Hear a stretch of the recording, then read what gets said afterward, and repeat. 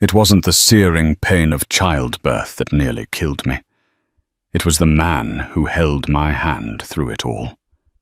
He smiled at me, told me he loved me, and all the while he and his mistress were waiting for my last breath. They thought they had the perfect plan. The grieving millionaire widower, his loyal friend, stepping in to help raise the newborn heir and me. A tragic memory, a ghost in a gilded cage. But they made one fatal mistake. They forgot that a mother's will to live for her child is the one force of nature they could never control. This is the story of how I walked out of my own grave to expose them all. The air in our penthouse overlooking Central Park always smelled of money.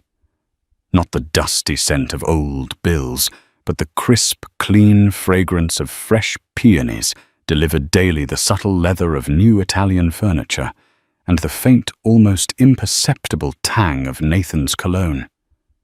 A bespoke blend from a perfumer in Paris he called Success. For 3 years, that was the air I breathed, the atmosphere of my life with Nathan Sterling. I was Clara Hayes before I became Clara Sterling. A moderately successful gallery artist who saw the world in brushstrokes and emotional hues. He was a force of nature, a titan in the world of private equity, who saw the world in numbers and acquisitions. He acquired me with the same focused intensity he used to gut and restructure failing corporations. Our courtship was a whirlwind of black tie galas, spontaneous trips to Monaco on his private jet, and gifts that left me breathless. He bought the gallery that first showed my work not out of malice, but as a grand gesture, a way of owning the very place our story began. I mistook his possessiveness for passion, his control for care. When I became pregnant, it was the final brushstroke on our perfect masterpiece. Nathan was ecstatic. He commissioned a nursery that cost more than my parents' house, flew in a specialist from Switzerland to consult on my diet, and touched my growing belly with a reverence that felt almost holy. He wanted a son and heir to the Sterling Empire, and I was deliriously happy to give him one. The cracks when they first appeared were so fine I could barely see them. They started with Isabella Rossi. She was a new VP of acquisitions at his firm, a woman so sharp she seemed to cut the air when she walked. She had raven black hair, eyes the color of dark chocolate, and a smile that never quite reached them. Nathan began mentioning her name with increasing frequency. Isabella closed the Kensington deal. "She's brilliant. A real killer," he'd say, pouring a glass of vintage Bordeaux. Then she started appearing. At first, it was just for urgent business dinners that Nathan swore were unavoidable. I'd sit at the end of a long, polished table, my belly a great, hopeful globe under my silk dress, while they spoke a language of leveraged buyouts and hostile takeovers. Isabella would occasionally glance at me, a flicker of something pity-contempt in her dark eyes, before turning her full, dazzling attention back to my husband. "She's just a colleague, darling," Nathan would soothe later, his hands expertly massaging my swollen ankles. "In my world, you need sharks. She's my shark." As my due date approached, Nathan grew more distant. The business trips became longer, his phone calls shorter and more perfunctory. When he was home, his phone was always angled away from me, and he'd take calls on the terrace, the wind snatching his words away. I told myself it was the pressure of his work, the stress of impending fatherhood. I was nesting, preparing for our son Leo. I was wrapped in a cocoon of blissful denial. The day my water broke, 5 weeks early, Nathan was supposed to be in a meeting in Chicago. I called him, my voice trembling with a cocktail of fear and excitement. "I'm on my way," he said, his voice oddly flat.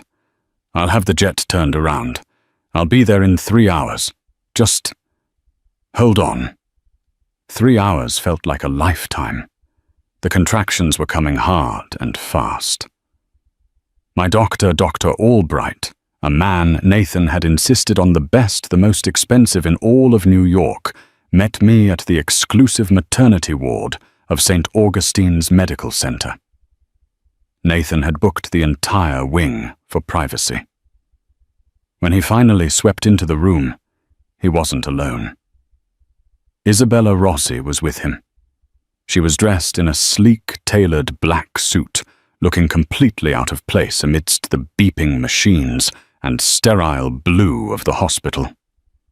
"Clara, darling," Nathan said, rushing to my side and kissing my sweaty forehead.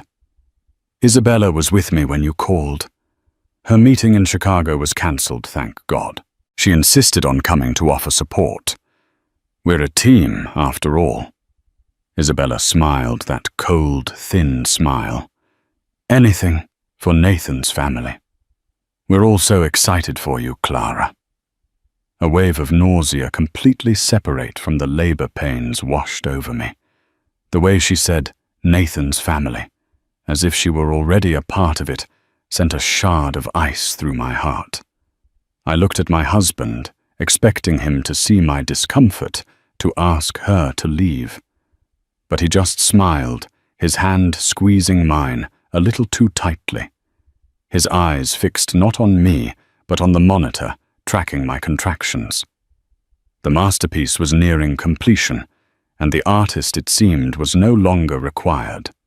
The air in the room had changed. It no longer smelled of peonies and success. It smelled of antiseptic and betrayal. The labor was brutal. Hours bled into a seamless stretch of agony. Dr. Albright, with his perfectly coiffed silver hair and condescending bedside manner, kept telling me to relax. "The body knows what to do, Mrs. Sterling," he'd say, with a practiced, reassuring tone that didn't feel reassuring at all. Nathan stayed by my side, a perfect portrait of the devoted husband.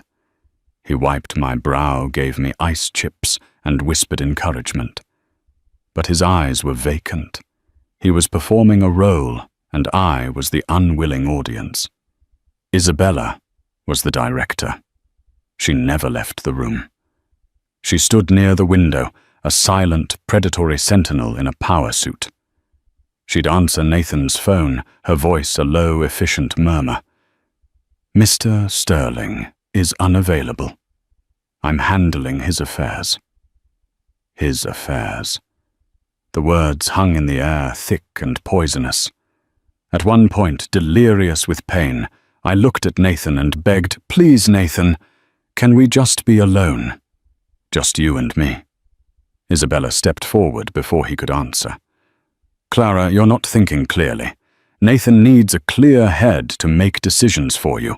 I'm here to handle the logistics so he can focus on you and the baby." Nathan nodded, his expression unreadable. "She's right, honey. Just focus on breathing.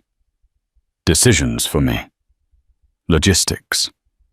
It sounded like they were closing a deal, not delivering my son. A contraction ripped through me, and I screamed, the sound swallowed by the thick, soundproofed walls of the VIP suite. Hours later, things took a turn. The baby's heart rate began to drop erratically. Dr. Albright's calm facade finally cracked. He exchanged a look with the nurse, a quick, almost imperceptible glance that was heavy with meaning. "We're seeing some late decelerations," he announced, his voice tight. "Clara, your blood pressure is also spiking. We need to consider an emergency C-section." Fear, cold and absolute, cut through the pain. "Is my baby okay?" I cried, searching Nathan's face for comfort. He squeezed my hand. "Whatever Dr. Albright thinks is best, darling. We trust him completely." He said it like a mantra. We trust him. They prepped me for surgery. A nurse with kind, worried eyes, whose name tag read Lena, tried to make small talk as she inserted a new IV line. "You have beautiful veins," she said softly. It's a strange compliment, I know. Her attempt at normalcy was a tiny life raft in a sea of dread. As they administered the epidural, a strange creeping numbness spread upwards, far higher and faster than I expected. My arms felt heavy, my tongue thick. Panic fluttered in my chest. I can't feel my hands, I slurred, looking at Nathan. Dr. Albright patted my shoulder. Perfectly normal, Mrs. Sterling. The anesthesia is just taking effect. But Nurse Lena was frowning at the IV bag. Her brow furrowed in confusion. She traced the line with her finger, her eyes narrowing. She opened her mouth to say something, but Dr. Albright cut her off with a sharp, "Nurse, check the fetal monitor, now!" It was a clear dismissal. She glanced at me one last time, her eyes full of a question she couldn't ask, and moved to obey. They wheeled me into the blindingly bright operating room. Nathan was there, gowned and masked, his eyes the only familiar thing in that alien landscape. Isabella, of course, was in the hallway, visible through the small window, in the door, her arms crossed, watching, waiting. The procedure began. I felt a strange, tugging sensation, but no pain, just an overwhelming lethargy. My eyelids felt like lead weights. The beeping of the machines seemed to be slowing down, stretching out like a record, playing at the wrong speed. "Vitals are dropping," a voice shouted from far away. "Blood pressure is bottoming out," another voice echoed. Through the fog, I heard a thin, high wail. My son. Leo. He was here. A weak surge of joy tried to fight through the chemical haze. "Leo," I tried to say, but only a faint croak emerged. A nurse brought him over a tiny, perfect bundle wrapped in blue. I saw a tuft of dark hair, a scrunched-up, furious little face. I tried to lift my heavy arm to touch him, but I couldn't. Nathan leaned in close, his voice a low whisper in my ear. "He's beautiful, Clara. You did it." His breath smelled faintly of scotch. When had he had a drink? Then he leaned in closer, his voice dropping so low it was barely audible, a venomous secret meant only for me. "Now you can rest, just let go. Isabella and I will take wonderful care of him." The world tilted. The beeping of the monitors faded into a single, long, piercing tone. And as the darkness closed in, the last thing I saw was my husband's face not filled with grief, but with the cold, calm triumph of a deal well done. Death is not a void. It's a muffled, distant room. I was floating in a dark, quiet space, the frantic beeping and shouting of the operating room replaced by a profound silence. There was no pain, no fear. Just a strange sense of detachment, as if I were watching a movie about someone else's life. But then I heard a cry. It was faint but unmistakable. The cry of my son.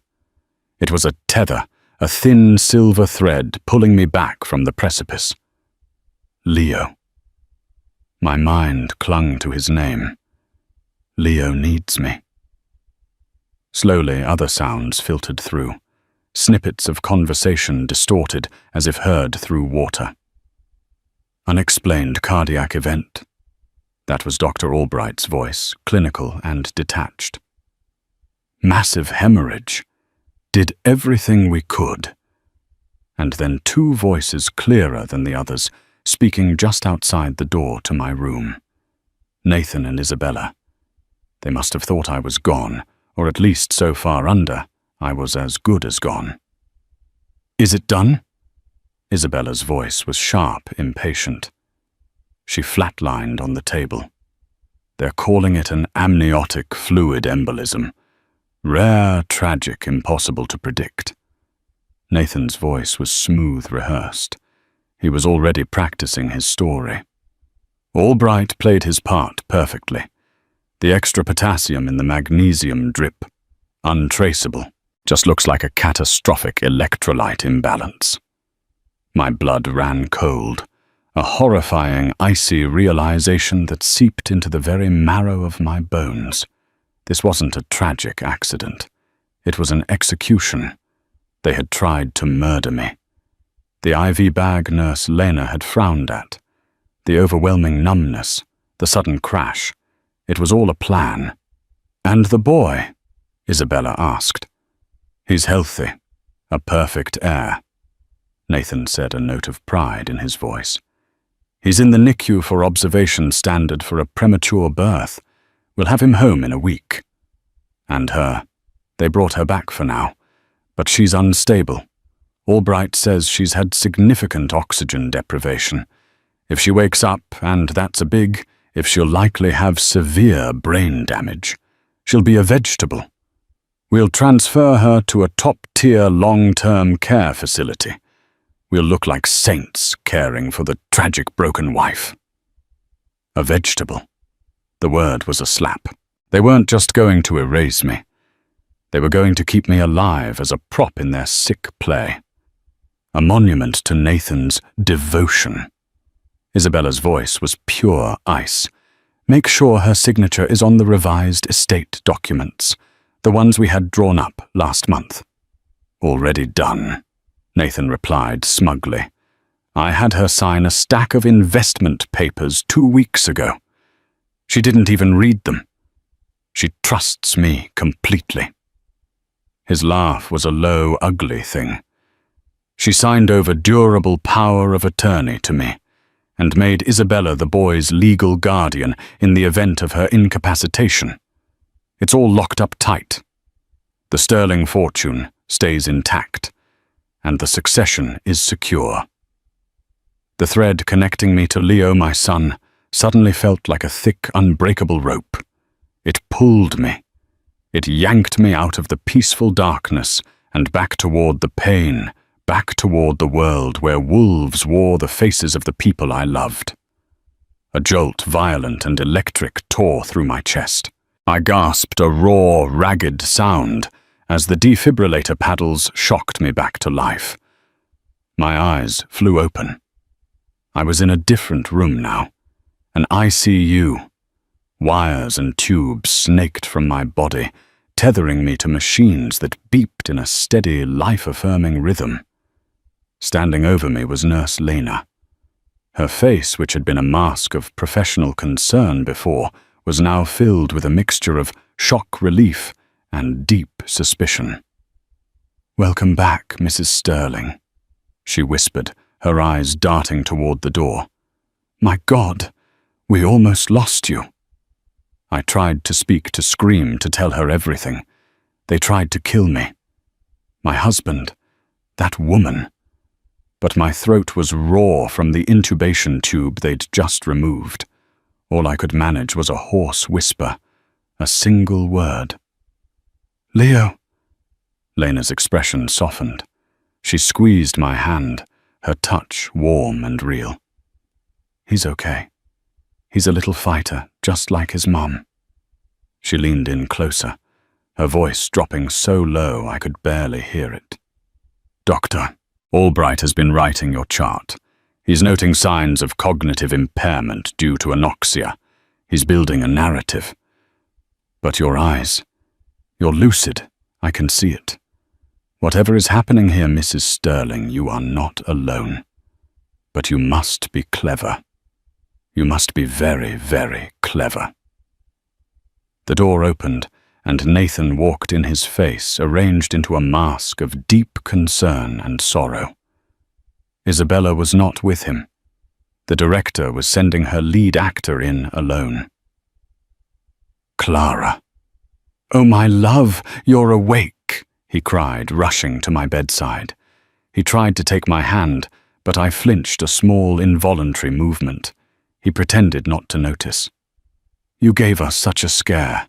The doctors, they said you might not. They said there might be damage." He looked at me, his eyes searching mine for any sign of the vegetable he was expecting. And in that moment I knew what I had to do. I had to play the part they had written for me. I had to become the ghost in the machine, the broken woman with a damaged mind. It was the only way I was going to survive. It was the only way I was going to get my son back. I let my eyes glaze over. I let my mouth hang slightly slack. I stared at him through him, as if I didn't recognize the monster standing before me. I would be the perfect tragic victim, until the moment I wasn't. For the next 2 weeks, I lived in a waking nightmare, playing the role of a woman whose mind had been shattered. It was the most difficult performance of my life. Nathan and Isabella were my constant audience, their watchful eyes dissecting my every move, my every blank stare. Nathan would sit by my bed for hours, holding my hand, telling me stories about our life together, testing me. Remember our trip to Santorini, Clara? Remember the white houses against the blue sea? He'd ask, his voice dripping with false tenderness. I would just stare at the wall, forcing my mind to be a placid, empty lake. Inside, I was screaming. I remembered everything. I remembered the feel of the sun on my skin, and the way he'd looked at me. A look I now knew was a lie. Isabella was more direct, her cruelty honed to a razor's edge. She would bring Leo into the room, holding him just out of my reach. "Look, Clara," she'd say, in a bright, syrupy voice. "It's your son. Leo. Can you say his name?" My body ached to hold him. I could smell his sweet, milky scent. I could see the fine, dark hair on his head, just like mine. My heart hammered against my ribs, a desperate, trapped bird. But I couldn't react. I had to remain a statue, a hollow shell. Any sign of recognition of maternal instinct would expose my lucidity and sign my death warrant, or at least my commitment to a padded room for the rest of my life. So I would stare vacantly, and after a few minutes, Isabella would coo, "Oh, you poor thing. Don't worry, Leo. Mummy Isabella will take care of you," and walk out, leaving the scent of my son and her cloying perfume behind. Dr. Albright was their willing accomplice. He would conduct neurological exams in their presence, shining a light in my unresponsive eyes, tapping my limp limbs. "Profound cognitive deficits," he would pronounce, gravely scribbling on his clipboard. "The prognosis is poor. She'll require round-the-clock institutional care." Every word was a nail in the coffin they were building for me. My only lifeline was Nurse Lena. She was clever communicating with me in fleeting moments when we were alone. While changing my IV, she'd whisper, "They're moving you to the Northwood Manor facility on Friday. It's very isolated." While fluffing my pillows, her hand would brush mine, leaving a small folded piece of paper in my palm. It was a burner phone, no bigger than my thumb. "For emergencies," the note read. "I have a friend you can trust. Her name is Chloe. Don't use it until you're out of here." The gaslighting was relentless. Nathan would bring in lawyers who would speak about my condition in front of me, as if I were a piece of furniture. They discussed the logistics of my care and the management of my assets, which were now, of course, under his complete control. They had crafted the perfect narrative, the devoted husband burdened with a brain-damaged wife and a newborn son bravely facing an unthinkable tragedy. The world would see a hero. I knew the truth. One evening I nearly broke. Nathan was sitting in the chair by my bed, scrolling through his phone. He thought I was asleep. A text message notification lit up his screen. It was from Isabella. I could read it from the corner of my eye. "Leo is fussy tonight. He misses his daddy. When are you coming home? The message was accompanied by a photo of her holding my son against her chest. Both of them in the master bedroom of my home. She was wearing one of my silk robes. A rage so pure and white-hot burned through me that my fingers twitched. I wanted to launch myself at him, to claw his eyes out, to scream the truth until my lungs bled. But I couldn't. I forced the rage down, packing it into a hard, dense ball of fuel in the pit of my stomach. It would keep me going. The day of my transfer to Northwood Manor arrived.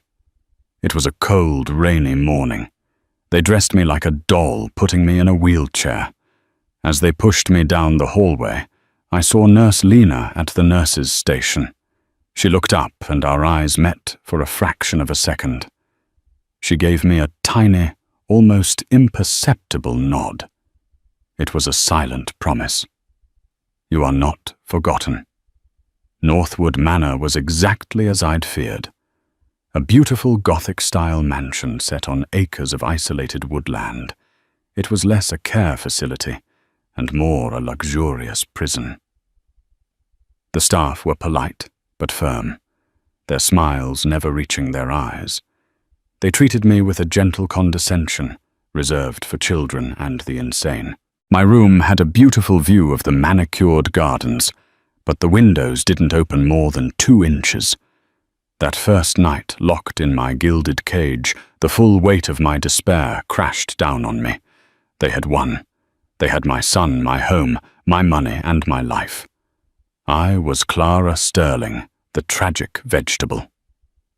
I curled into a ball on the bed, the tiny burner phone clutched in my hand, and for the first time since this nightmare began, I allowed myself to silently weep. But as the tears fell, the rage began to smolder again. This was not the end. This was the beginning of the war. I waited until I heard the night nurse do her rounds, her soft-soled shoes padding past my door. I waited another hour, my heart pounding a frantic rhythm against my ribs. Then under the covers, shielded from the camera, I knew was watching me.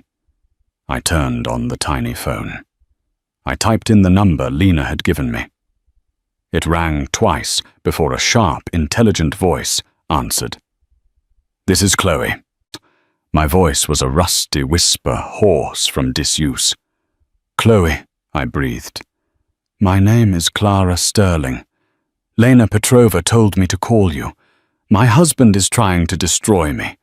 I need your help." There was a pause on the other end of the line, and then "Tell me everything. Start from the beginning." And so, huddled in the dark, I did. Chloe Bennett was not a friend.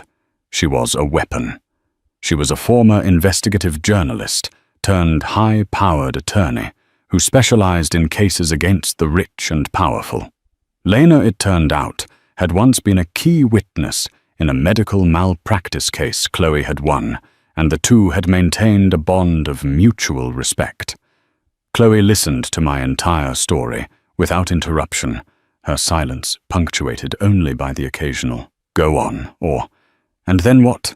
When I finished my throat raw, she was quiet for a long moment. I could hear the faint sound of her typing. "Clara," she said finally, her voice devoid of pity, but filled with a cold, clear purpose. "What they've done is not just grounds for divorce. This is conspiracy to commit murder, fraud, and unlawful imprisonment. But right now their story is airtight. We have nothing but your word against Nathan Sterling and a respected physician. We need evidence, hard, undeniable proof." "How?" I whispered. "I'm trapped in here. They watch me constantly." "You are my inside source," Chloe stated. "Your performance as a vegetable is now your greatest asset. They don't see you. They see an object.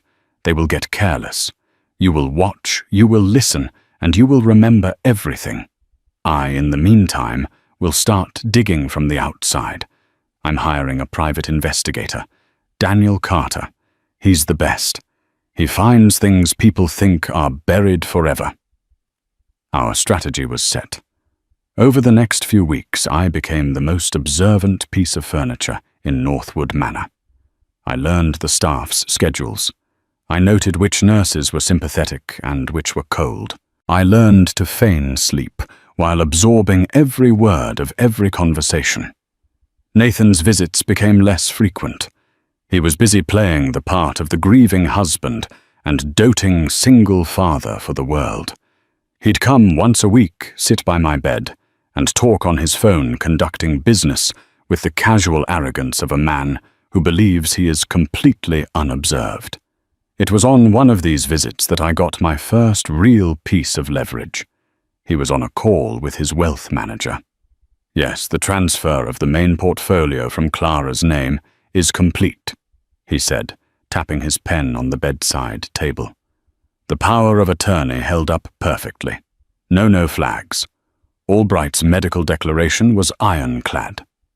I burned the name of the wealth manager, Richard Davies at Morgan Stanley, into my memory. That night I relayed it to Chloe. "Good," she said. "That's a thread. Daniel will pull on it." Isabella came to visit once, a performative act of compassion. She brought a photo album. "I'm making this for Leo," she said, flipping through the pages for me. "So he'll know who his mother was." The photos were of me, but in each one I was slightly out of focus, or blinking, or in an unflattering pose. Next to them were radiant pictures of Isabella holding Leo Nathan, beaming at them both. She was literally curating my replacement, editing me out of my own life. She left the album on my nightstand. That night I carefully examined it. Tucked into a back pocket was a small receipt from a high-end baby boutique, Bon Point on Madison Avenue. It was dated 2 days before Leo was born. The items listed were a full layette for a newborn boy paid for with a credit card.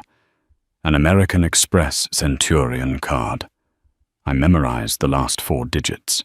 It wasn't Nathan's. It had to be Isabella's. Why would she be buying an entire wardrobe for my son before he was even born, unless she was absolutely certain she would be raising him? I relayed the information to Chloe. "Another thread," she confirmed, her voice tight with excitement. "Daniel's already looking into Dr. Albright. The man has a gambling problem. A big one. A week after Leo was born, Albright paid off a $200,000 debt to a casino in Atlantic City. In cash." The pieces were starting to connect. The conspiracy was real, and it had a paper trail. My biggest break came from an unexpected source. A young orderly named Sam, who often worked the night shift. He was kind, often talking to me as he cleaned my room, assuming I couldn't understand. "Must be so lonely," he'd say. "I'm sorry this happened to you, Mrs. Sterling." One night, he was more agitated than usual. He dropped a tray of medical supplies, his hands shaking. "Sorry," he muttered. "It's just, Dr. Albright is coming in tonight for a surprise inspection. He gives me the creeps. He was meeting with the director earlier, and he handed him a thick envelope. Said it was for your discretionary comfort fund. Looked more like a payoff to me." My heart leaped. I relayed the information to Chloe as soon as Sam left. "Daniel is already on his way there," Chloe said, her voice urgent. "He's been tailing Albright. An envelope, you say? This could be it, Clara. This could be what we need. Just hang on." My escape was the next phase. Chloe and Lena had devised a plan. Lena had kept in touch with the sympathetic nurses at St. Augustine's. She discovered that my original blood work from the day of the delivery, the samples taken before the crash, had never been properly discarded. They were sitting in a cold storage facility, slated for routine destruction. Those samples were the key.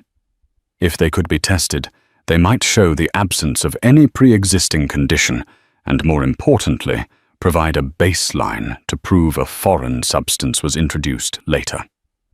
The plan was audacious. Lena would use an old ID to access the storage facility. Meanwhile, Chloe would create a medical emergency for me. She had a contact at the FDA who could report an anonymous tip about Northwood Manor using an unsanctioned European medication, triggering a surprise state inspection.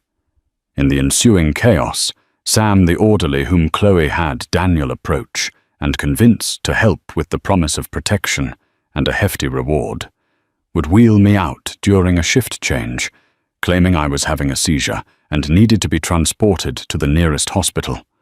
The ambulance would be driven by one of Daniel's associates. It was insane. 1,000 things could go wrong. But it was my only chance. The night of the plan, my entire body thrummed with a terrifying electric energy. I lay in bed, feigning my usual catatonia, while my mind raced. This was it. The end of the performance. The moment the ghost in the machine would either break free or be exorcised forever. As Chloe's FDA contact made the call, I heard the faint sound of sirens in the distance. My war was about to move to a new battlefield. The chaos at Northwood Manor was exactly as Chloe had predicted. State inspectors in crisp suits swarmed the facility, their presence sending the staff into a panic. Phones rang unanswered, and administrators scurried down hallways clutching binders. My door was left ajar.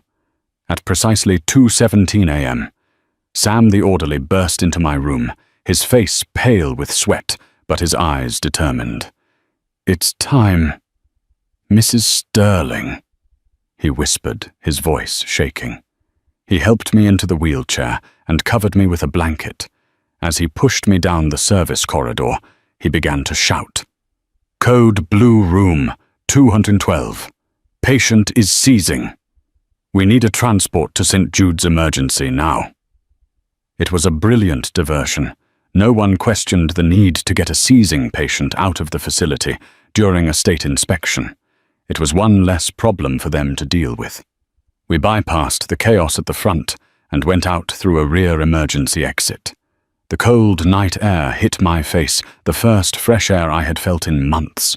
It tasted like freedom. A private ambulance was waiting, its engine humming. Daniel Carter, a man with a square jaw and weary, intelligent eyes, opened the back doors. "Get in," he said, his voice calm and steady. "We don't have much time."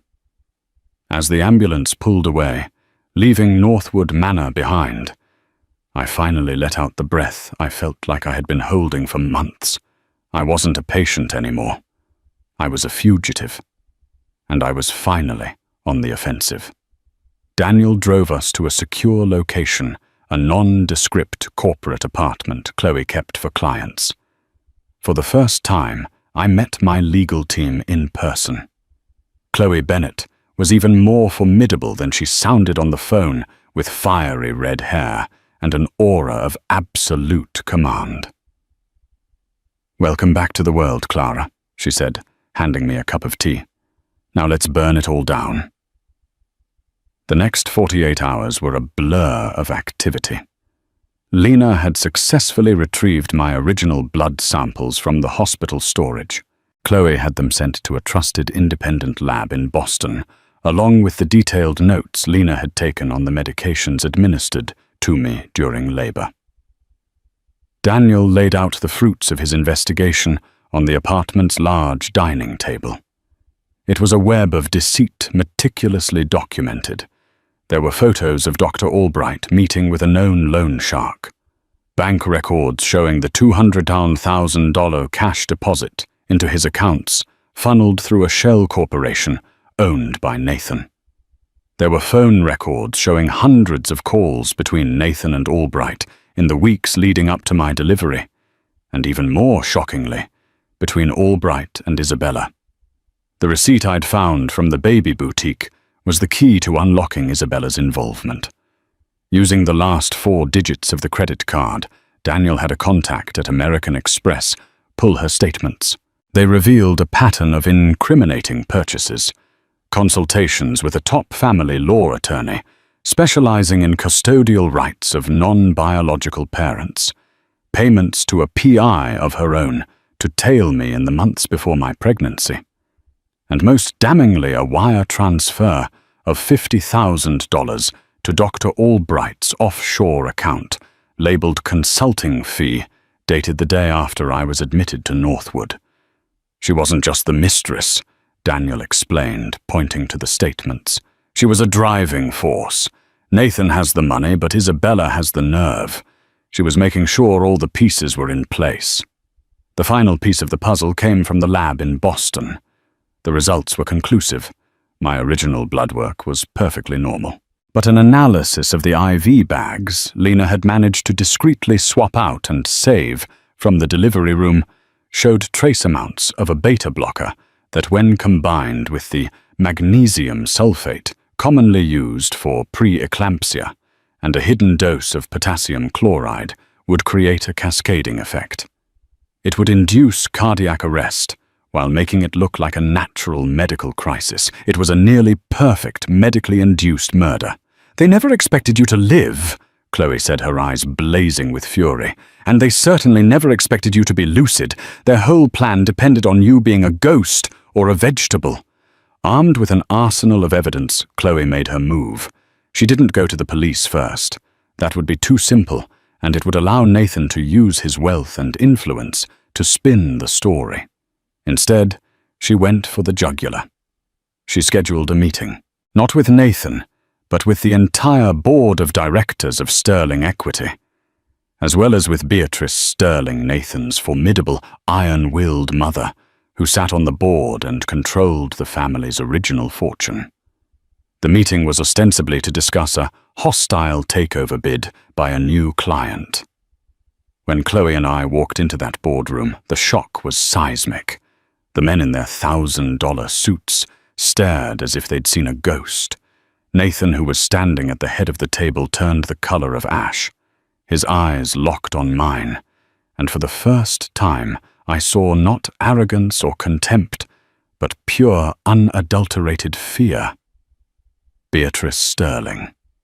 A woman who had always looked at me with thinly veiled disdain, simply raised a perfectly sculpted eyebrow. "Clara," Nathan stammered, "what is this? You should be resting." Chloe placed a thick binder on the polished mahogany table. It landed with a heavy final thud. "Good morning, everyone," Chloe announced to the stunned room.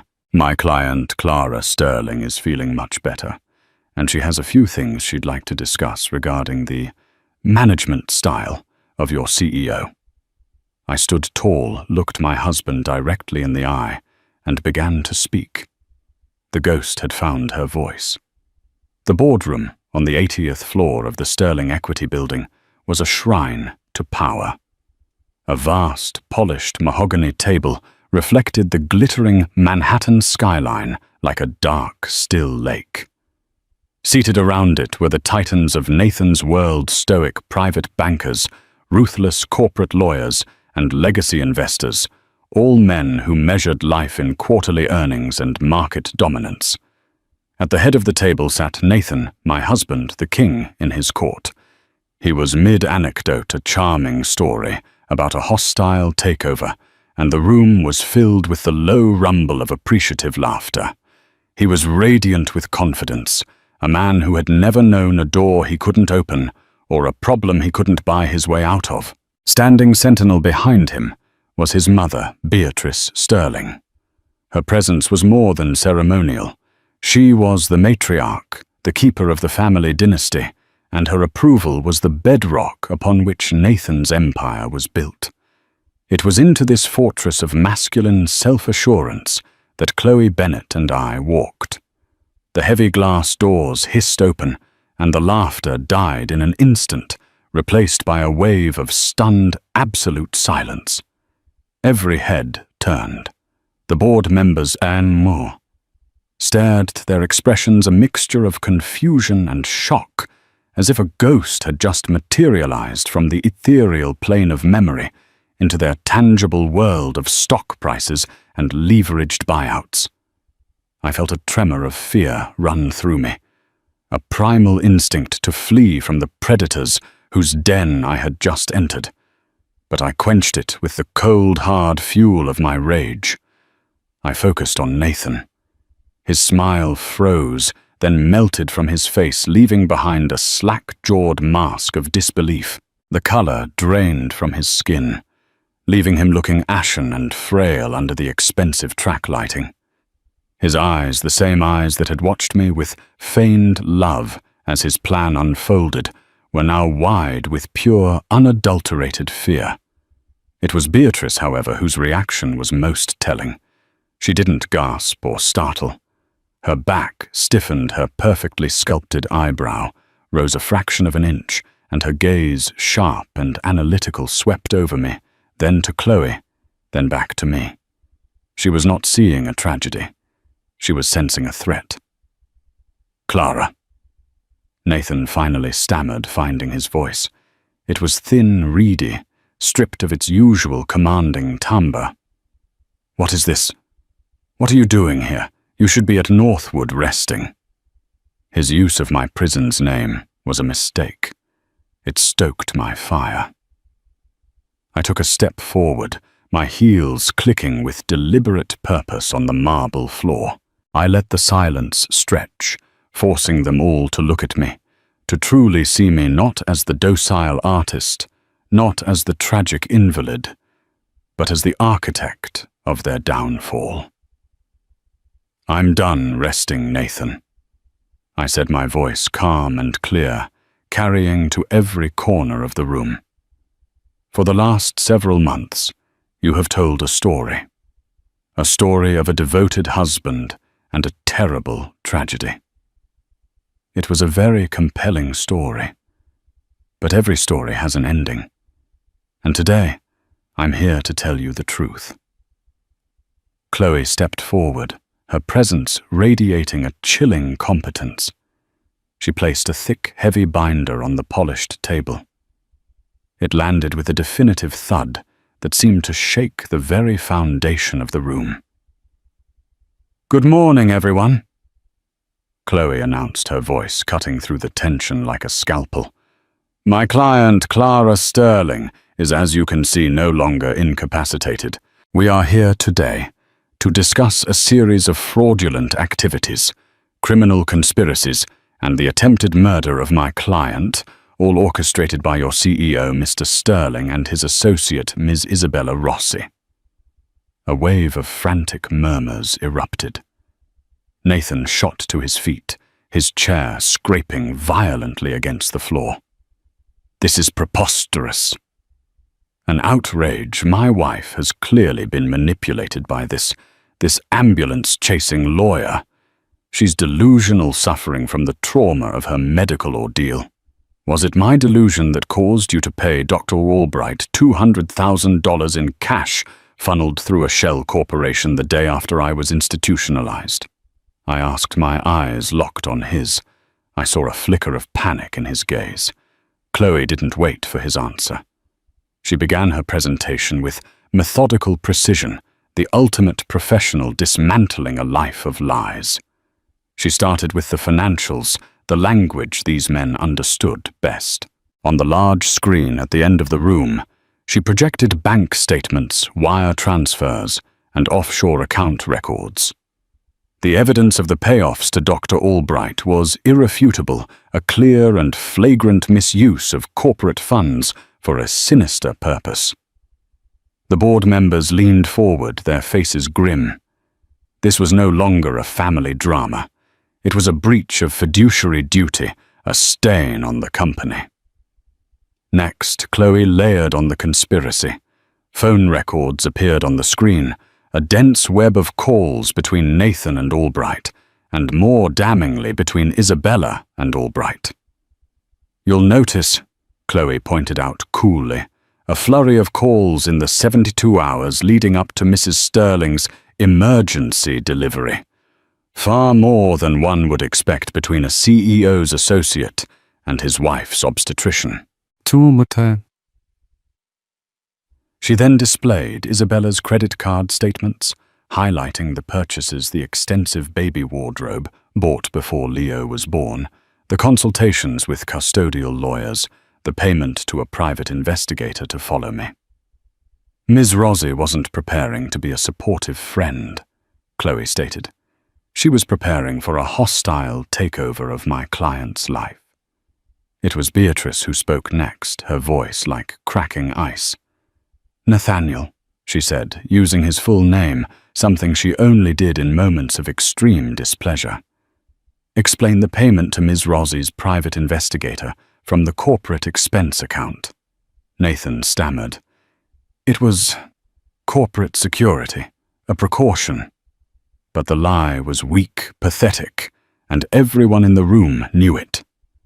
He was losing control, his world shrinking to the confines of this glass-walled room. The final devastating piece of evidence was the medical report. Chloe dimmed the lights, and the toxicology results from the Boston lab filled the screen. The chemical compounds were highlighted in stark red potassium chloride, propranolol, substances that had no business being in my IV drip. Chloe played a recorded video deposition from Dr. Anya Sharma, a leading toxicologist. The combination and sequence of these drugs is not a medical protocol for any known condition, Dr. Sharma explained from the screen, her face stern and academic. It is, however, a well-documented method for inducing cardiac arrest while masking the chemical triggers. The potassium chloride would cause the heart to stop, while the beta blocker would suppress the body's natural response. To an attending physician not looking for it, it would appear to be a catastrophic but natural medical event. This was not a treatment. It was a poison administered with medical precision. The room was utterly silent. The air crackled with the horror of the revelation. Nathan had collapsed back into his chair. A broken man, his face buried in his hands. As if on cue, the boardroom doors opened again. This time, it was not an attorney. 2 uniformed NYPD officers and a grim-faced detective entered the room, and held firmly between them was Isabella Rossi. She had been apprehended at Teterboro Airport, trying to board a private jet to the Cayman Islands. Her tailored suit was rumpled, her perfect hair was askew, and her face was a mask of incandescent rage. Her eyes, burning with hatred, found mine across the expanse of the table. "You bitch!" she snarled, the sound ugly and raw in the pristine boardroom. "You were supposed to be dead. You were supposed to be gone." I looked at this woman who had smiled at me in the hospital, who had held my son, who had plotted to erase me from existence. All the fear was gone, replaced by a profound, sorrowful pity. "I'm still here, Isabella." I said, my voice quiet but unshakable. "And I'm not going anywhere." The detective nodded to his officers. They moved towards Nathan, who didn't even look up as they pulled his hands behind his back. The sharp metallic click of the handcuffs was the only sound in the room. A sound that signified the absolute end of his reign. As they led him and Isabella away past the stunned faces of his board of directors, the Sterling Empire had already begun to crumble. The aftermath was a media firestorm. The legal battle was brutal, but with Albright's full confession, the outcome was preordained. Nathan was sentenced to 25 years to life. Isabella received 20. I met with Beatrice one last time in that same boardroom. The power had shifted. She was contrite, not out of affection for me, but out of a fierce, desperate need to preserve her family's legacy.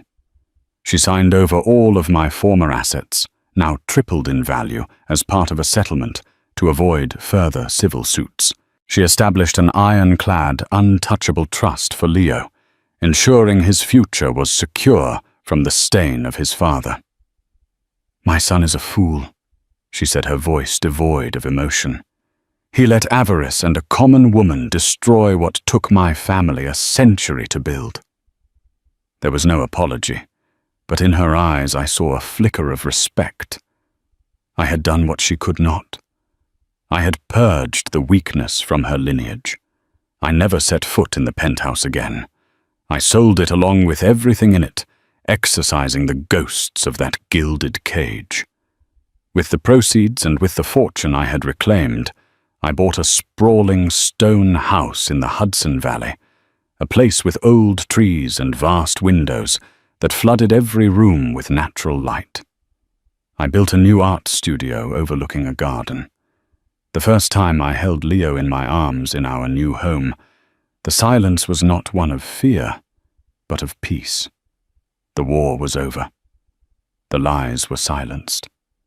I was no longer a victim or a ghost. I was a survivor, a mother and an artist once more. And as I looked at my son's sleeping face, I knew my greatest masterpiece was not one I would ever paint, but the life I would build. For us, a life of truth, strength, and hard-won freedom. My story is not a fairy tale with a happy ending. It's a story of survival. The scars of Nathan's betrayal and Isabella's cruelty will always be a part of me. There are nights I wake up with the phantom feeling of the IV in my arm, the memory of that long final beep of the heart monitor. But then I hear the soft breathing of my son Leo from his crib, and I know I didn't just survive, I won. I won my life, my freedom, and the most precious gift of all, the chance to be his mother.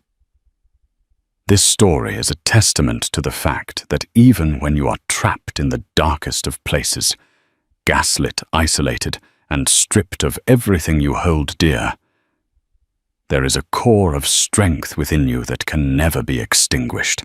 It's a reminder to always trust your instincts, and that the most dangerous monsters are often the ones who say, "I love you." If my story of resilience has moved you, please take a moment to smash that like button. It truly helps spread this message of survival to others who may need to hear it. Share this video with someone who appreciates a story of strength against all odds.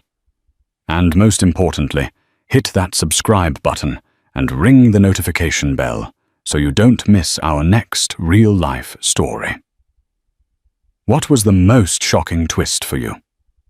Let me know in the comments below. Thank you for listening.